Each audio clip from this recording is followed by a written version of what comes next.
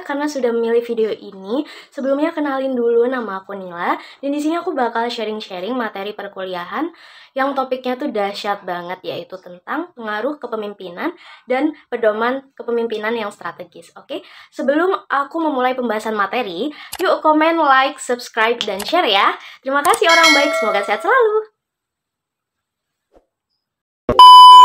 Oke. Topik pertama yang akan kita bahas yaitu pengaruh penelitian pada kepemimpinan strategis. Pengaruh kepemimpinan CEO terhadap kinerja perusahaan ini telah diteliti dalam penelitian dengan metode yang berbeda-beda. Yakni yang pertama, terdapat studi suksesi CEO, di mana ulasan penelitian suksesi memberikan bukti bahwasannya perubahan kepala eksekutif memiliki efek penting pada kinerja jangka panjang organisasi. Namun, banyak keterbatasan pada penelitian ini memperumit interpretasi hasil, termasuk perbedaan kriteria kinerja, kegagalan untuk mempertimbangkan efek dari kendala internal dan eksternal, dan kegagalan untuk mempertimbangkan keterampilan CEO. Serta sebagian besar studi suksesi ini tidak mengukur tindakan eksekutif, termasuk dalam proses organisasi yang akan menjelaskan bagaimana seorang kepala eksekutif dapat mempengaruhi kinerja atau kondisi yang menentukan seberapa besar pengaruh potensial yang dapat dimiliki para pemimpin. Kemudian penelitian yang kedua yaitu studi deskriptif keputusan dan tindakan CEO. Beberapa jenis studi deskriptif ini telah digunakan untuk menyelidiki pengaruh para pemimpin pada organisasi mereka. Beberapa peneliti juga menggunakan informasi dari sumber sekunder seperti biografi, autobiografi, dan artikel majalah tentang organisasi dan pemimpinnya. Studi deskriptif kepala eksekutif ini biasanya memeriksa jenis keputusan dan tindakan yang menjelaskan keberhasilan atau kegagalan organisasi selama beberapa tahun. Namun, terdapat salah satu keterbatasan dari kebanyakan studi deskriptif ini, yaitu kesulitan dalam mendapatkan informasi yang akurat tentang perilaku kepala eksekutif dan pengaruhnya terhadap kinerja organisasi. Informasi yang diberikan CEO saat ini atau CEO sebelumnya mungkin digunakan untuk menampilkan citra yang menguntungkan. Informasi dari sumber lain mungkin juga tidak dapat diandalkan. Bisa jadi beberapa anggota organisasi memiliki kesempatan untuk secara langsung mengamati sebagian besar tindakan kepala eksekutif. Namun, orang-orang yang dekat dengan CEO atau para pemimpin tersebut mungkin tidak mau membahas keputusan atau peristiwa kontroversial di mana mereka terlibat karena loyalitas, takut akan reputasi mereka sendiri, atau karena perjanjian kerahasiaan. Bahkan, ketika informasi yang akurat dapat diperoleh, mungkin sulit untuk menilai pengaruh seorang CEO tunggal, karena di situ terdapat banyak keputusan dan tindakan strategis kepala eksekutif yang hanya secara tidak langsung mempengaruhi kinerja keuangan perusahaan besar, dan efeknya mungkin tidak jelas sampai beberapa tahun kemudian. Kinerja keuangan dipengaruhi oleh banyak peristiwa yang berbeda dan oleh tindakan banyak pihak, misalnya dewan direksi, eksekutif, puncak lainnya, pesaing, mitra strategis, serta badan pengatur. Terlepas dari semua kesulitan dalam melakukan penelitian jenis ini, penelitian ini juga telah memberikan bukti tambahan bahwasannya para pemimpin dapat memberikan pengaruh yang signifikan terhadap kinerja organisasi mereka. Selain itu, studi deskriptif ini juga memberikan wawasan tentang alasan mengapa beberapa kepala eksekutif lebih efektif daripada orang lain. Chief eksekutif yang sukses mengidentifikasi ancaman dan peluang ini penting bagi organisasi mereka, karena mengambil tindakan yang tegas untuk menyelesaikan masalah yang serius, serta mengidentifikasi strategi kompetitif yang baik, dan juga menerapkan strategi pada waktu yang tepat. Kemudian yang terakhir yaitu terdapat studi survei tentang kepemimpinan CEO. Sebagian besar studi ini difokuskan secara sempit pada efek kepemimpinan karismatik atau transformasional oleh seorang CEO. Kepemimpinan karismatik atau transformasional ini berkorelasi dengan ukuran efektivitas organisasi dalam beberapa studi, tetapi tidak dengan yang lain. Beberapa studi menemukan bahwa hasilnya tergantung pada variabel situasional seperti ukuran dan jenis organisasi, dinamisme, atau ketidakpastian lingkungan. Tak satupun dari studi termasuk ukuran yang memadai dari penentu kinerja yang menjelaskan bagaimana seorang CEO bisa mempengaruhi kinerja keuangan untuk sebuah perusahaan besar. Pengetahuan tentang kinerja perusahaan mungkin telah membiaskan peringkat perilaku pemimpin. Bias atribusi ini terjadi ketika CEO perusahaan yang dikenal memiliki kinerja keuangan yang kuat dinilai lebih karismatik atau transformasional daripada CEO untuk perusahaan dengan kinerja yang lebih lemah. Nah, studi suksesi, studi deskriptif, serta studi survei semuanya memiliki keterbatasan dan juga penelitian yang lebih komprehensif tentunya diperlukan untuk menentukan secara akurat bagaimana kepala eksekutif dapat mempengaruhi kinerja keuangan perusahaan mereka. Serta penelitian harus memeriksa tindakan dan keputusan yang jauh lebih luas oleh kepala eksekutif, termasuk bagaimana mereka mempengaruhi strategi, struktur, program, sistem, dan budaya. Penelitian harus mencakup ukuran proses mediasi yang relevan dan penentu kinerja selain motivasi, komitmen, dan kerjasama anggota. Akhirnya, penting untuk menentukan serta mengumpulkan informasi tentang pengaruh eksekutif puncak dan pemimpin lainnya di tingkat menengah dan bawah dalam organisasi. Beberapa cara berbeda dalam mengkonseptualisasikan kepemimpinan telah muncul dalam beberapa tahun terakhir, dan mereka menarik minat para sarjana yang percaya bahwa teori yang populer saat ini terlalu terbatas. Contohnya, termasuk kepemimpinan bersama dan terdistribusi, kepemimpinan relasional, dan jaringan sosial, dan proses yang muncul dalam teori kompleksitas. Pendekatan-pendekatan ini terus masih berkembang dan masih ada sedikit penelitian konklusif tentang setiap pendekatan akan dijelaskan secara singkat.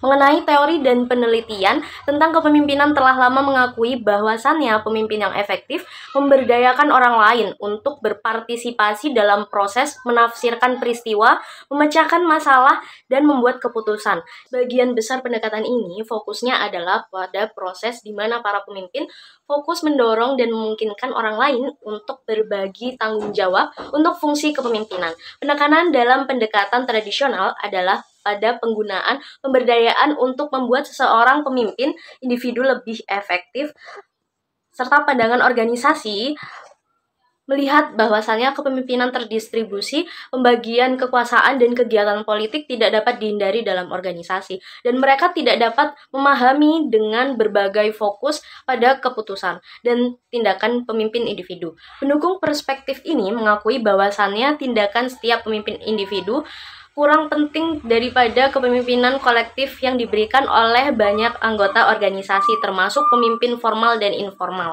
Kepemimpinan terdistribusi melibatkan banyak pemimpin dengan tanggung jawab yang berbeda-beda, akan tetapi mereka saling terkait. Jika berbagai pemimpin tidak dapat menyepakati apa yang harus dilakukan dan bagaimana cara melakukannya, kinerja tim atau organisasi kemungkinan akan menurun.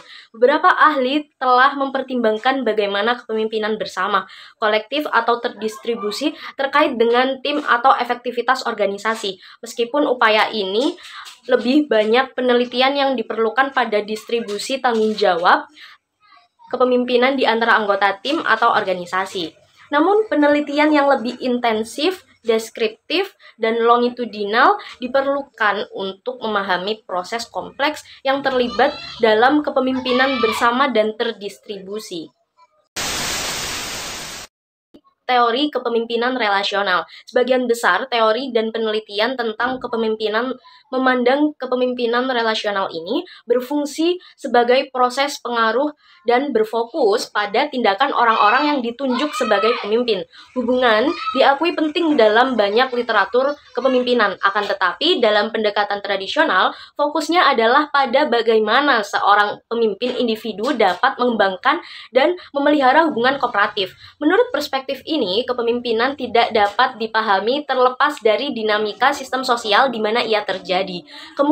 Karena pemimpin didefinisikan sebagai orang-orang yang secara konsisten mempengaruhi hubungan dan aktivitas kolektif dan diharapkan oleh orang lain untuk memiliki pengaruh ini. Pengaruh mereka dicapai dengan cara menafsirkan peristiwa dan menjelaskan hubungan sebab akibat dengan cara yang berarti dan dengan mempengaruhi orang lain untuk mengubah sikap, perilaku, serta tujuan mereka.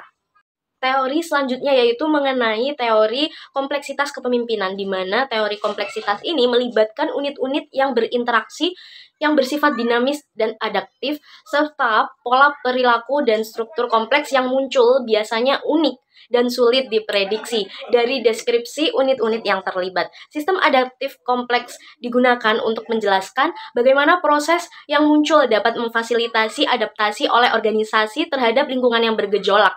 Proses yang muncul ini memberikan penjelasan alternatif untuk pembelajaran organisasi, inovasi, dan adaptasi. Namun, alih-alih menggantikan teori hierarkis, kemungkinan kedua perspektif tersebut dapat diintegrasikan untuk memberikan penjelasan yang lebih lengkap tentang kepemimpinan efektif dalam organisasi besar, yaitu pedoman kepemimpinan strategis. Salah satu tanggung jawab yang paling sulit bagi para eksekutif adalah mengembangkan strategi kompetitif untuk organisasi, dan tidak ada jawaban sederhana tentang bagaimana cara melakukannya secara efektif.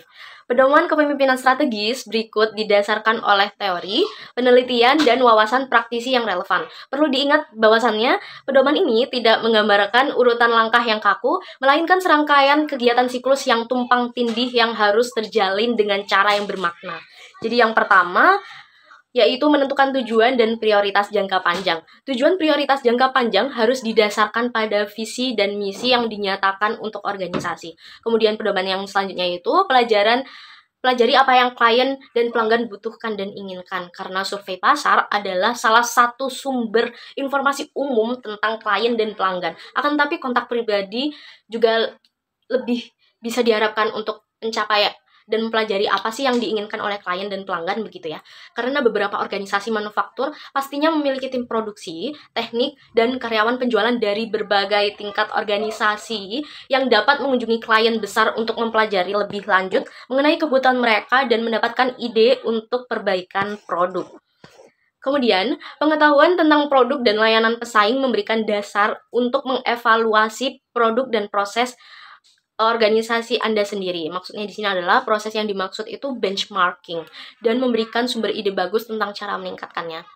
Jadi, ketika kita mempelajari produk pesaing dan dapat dilakukan dengan berbagai cara, yaitu termasuk menggunakannya sendiri, melakukan pengujian produk komparatif, membaca evaluasi yang dilakukan oleh perusahaan pengujian produk atau lembaga pemerintah, kemudian bisa juga meminta pelanggan untuk membandingkan produk dan layanan organisasi secara langsung dengan produk dan layanan pesaing, serta mengunjungi fasilitas pesaing dan membaca literatur iklan pesaing.